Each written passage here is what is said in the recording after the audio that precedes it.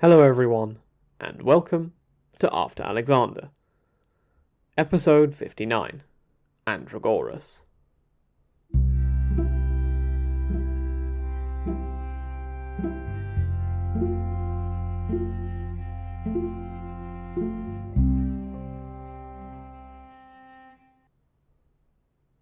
As we saw last time, Seleucus turned eastwards rather than continuing to focus on the west. Now, there are three groups in the east we can turn our attention towards. These are Parthia, the Parni under Arsaces who will become the Parthian Empire someday, and Bactria. Today we're going to start with Parthia and then continue with Bactria next time. The third group, the Parni, weave their way into the narrative of both episodes. The fact that Diodotus had been governor of Parthia for an eternity was likely as not involved in Seleucus' desire to turn east, and we'll discuss Bactria more next time. However, the situation in Parthia was also relevant. There are three governors of Parthia mentioned by Grainger. These are called Pherecles, Agathocles, and Andragoras. These three were all connected to nomadic invasions spearheaded by a man called Arsaces, and are assumed to be governors in succession at some point. However, we're going to focus our attention on Andragoras.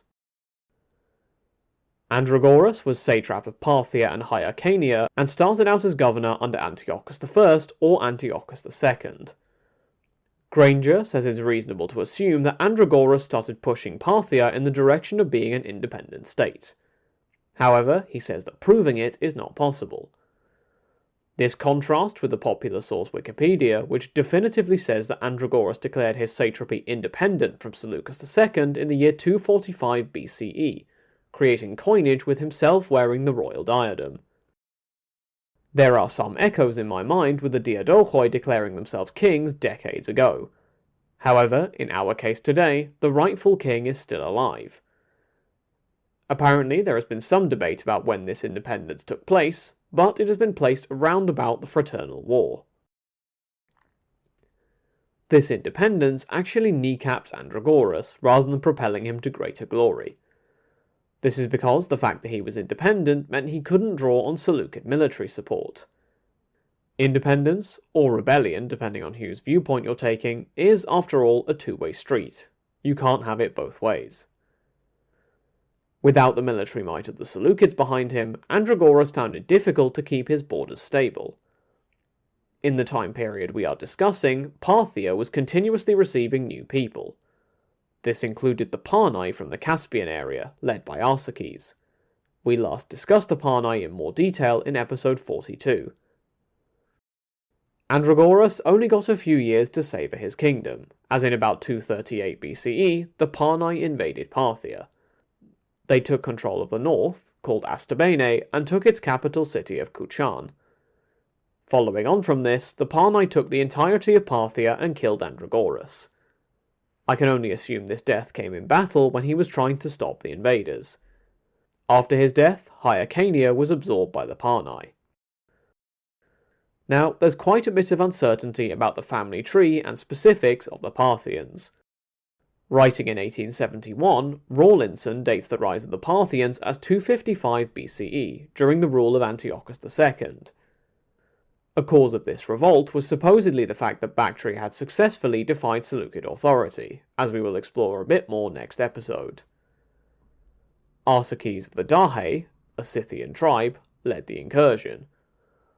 Rawlinson says that Arsaces I only ruled from 255 to 253 BCE, followed by his brother Tiridates, who took over Hyrcania and adopted the royal name Arsaces II. Edwin Bevan also follows this tradition, making me think it's an older version of events, given that we will see a different version of events in just a moment. Bevan claims that Tiridates, again under the name Arsaces that all Parthian monarchs would bear, took over Parthia.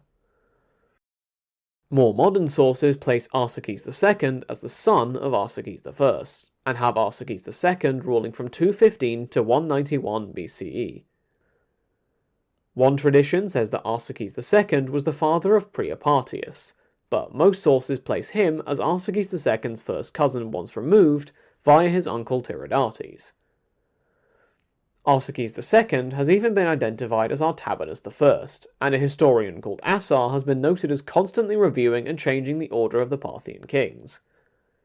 What I'm saying is, the Parthian family tree is murky. Incidentally, before we go any further, you may have noticed that I'm using the name Arsaces with a few other names, such as Priapartius and Artabanus. These people do have royal names, which are, for example, Arsaces III, Arsaces IV, and so on, but for the sake of confusion, it's just easier if everyone sticks to the names they were known as before their accession, and scholarship such as Goldsworthy's The Eagle and the Lion does use this style of referring to the kings. Anyway, Justinus claims that Andragoras himself was the ancestor of the Parthian kings and was in fact a Persian. Let's round out today's episode by turning to Bevan and seeing what his version of events has to say about all this.